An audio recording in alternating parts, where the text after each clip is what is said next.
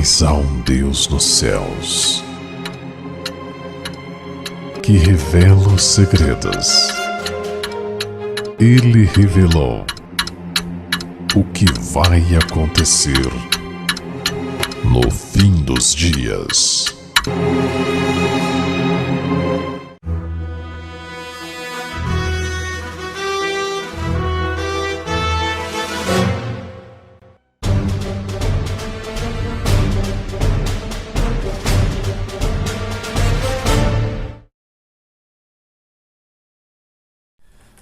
Pérolas escondidas. Abraão, vosso pai, exultou por ver o meu dia, e viu-o e alegrou-se. João 8,56. Muitos dos que se dizem cristãos nos dias de hoje imaginam que os verdadeiros judeus do passado acreditavam na salvação pela lei ou pelas obras da lei. Por acreditar nisso, defendendo o erro que a lei foi dada aos judeus e por isso não está mais em vigor. Os verdadeiros judeus aprenderam com Adão, que logo após o pecado, ao sacrificar um cordeiro e vestir-se com a sua pele, entendeu também que a única maneira de ser perdoado pelo pecado cometido, desobediência à lei dada no Éden, era aceitando o sacrifício do cordeiro e aceitar que a sua pele, a justiça de Cristo, fosse colocada sobre ele. Em cada filho que nascia, havia esperança de que fosse o Messias prometido. Abraão não era diferente. Desejava ver o Salvador e fazia as mais fervorosas orações para que lhe fosse dada a alegria de ver o Messias antes de sua morte. E viu a Cristo. Foi concedido a ele em uma luz sobrenatural e reconheceu o divino caráter de Cristo. Viu o seu dia e alegrou-se. Como? Quando? Foi-lhe dada uma visão do sacrifício pelo pecado. Desse sacrifício, tinha ele uma ilustração no que aconteceu com ele mesmo.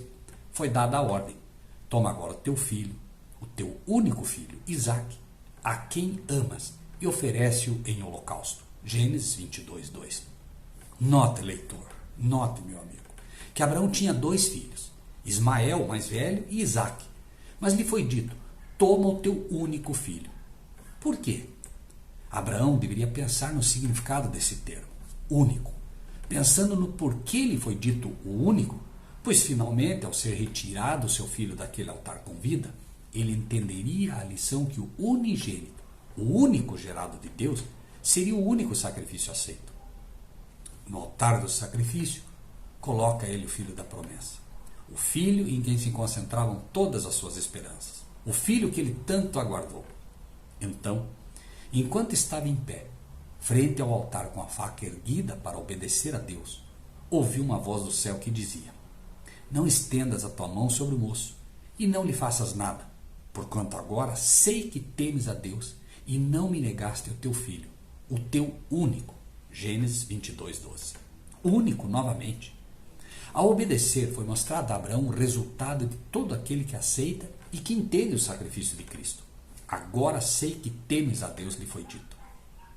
De tudo que tem se ouvido, o fim é: teme a Deus e guarda os seus mandamentos, porque isto é o dever de todo homem. Eclesiastes 12:13. Ao fazer isso, Abraão provou que sua fé era verdadeira. Confiava nos méritos do Cordeiro e obedecia aos mandamentos da lei de Deus. Deus, que não precisa ver provas, já que conhece o seu e o meu coração, dá este testemunho para todas as gerações, que veriam que guardar a lei de Deus e obedecer a Ele é o resultado natural da conversão e é a prova de que eu o temo e o amo. Essa terrível prova foi imposta a Abraão para poder ver o dia de Cristo, compreender o grande amor de Deus para com o mundo, tão grande que, para erguê-lo da degradação do pecado, entregou seu único filho a uma morte tão vergonhosa. Abraão aprendeu de Deus a maior lição que já foi dada a um mortal. Foi atendida a sua oração para ver Cristo antes de morrer. Contemplou, viu tudo que um mortal pode ver e ao mesmo tempo subsistir. Assim como Moisés, que queria ver a glória de Deus, lhe foi dito: esconde-te no fundo da rocha e farei passar diante de ti toda a minha bondade. Ou como dizer, esconde-te em Cristo, a rocha eterna, e poderás ver nele em Cristo toda a minha bondade. Assim também, Abraão viu que em Cristo, o Cordeiro prometido, o plano de Deus se cumpriria e pôde ver a bondade deste Deus, deste Pai de amor, e entregar seu único filho. Fazendo uma inteira entrega, habilitou-se a compreender a visão de Cristo que lhe foi dada. Foi mostrado que ao dar seu Filho unigênito para salvar os pecadores da ruína eterna, Deus estava fazendo um sacrifício maior e mais admirável do que o homem jamais poderia fazer. A experiência de Abraão respondia à pergunta: com que me apresentarei ao Senhor? Com que me apresentarei perante Ele? Apresentarei-me a Ele com holocaustos? Agradar-se-á ao Senhor de milhares de carneiros? Darei o meu primogênito pela minha transgressão? O fruto do meu ventre pelo pecado da minha alma? Miqueias 6, 6 e 7. Nas palavras de Abraão, Deus proverá para si o cordeiro para o holocausto, meu filho, Gênesis 22, 8. E na provisão feita por Deus de um sacrifício em lugar de Isaque, ficou declarado que homem algum poderia fazer expiação por si mesmo. O sistema pagão de sacrifício era inaceitável a Deus. Nenhum pai deveria oferecer o filho ou a filha por oferta do pecado. Unicamente o Filho de Deus pôde tomar sobre si a culpa do mundo. Por meio de seu próprio sofrimento, Abraão foi habilitado a contemplar a missão de sacrifício do Salvador. Mas Israel não quis compreender aquilo que lhes era tão agradável ao coração orgulhoso. As palavras de Cristo, com referência a Abraão, não tiveram para aqueles ouvintes nenhum significado profundo. Mas para nós, a lição não pode ser perdida.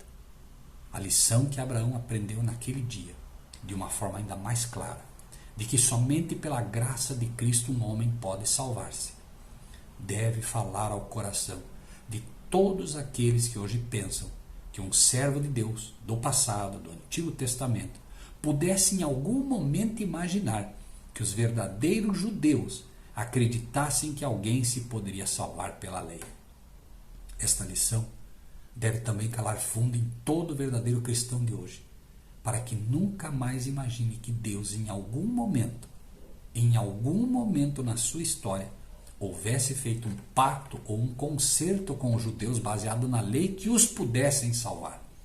Muitos hoje que defendem a lei de Deus como estando em vigor, fazem isso diminuindo o valor do sacrifício feito na cruz do Calvário.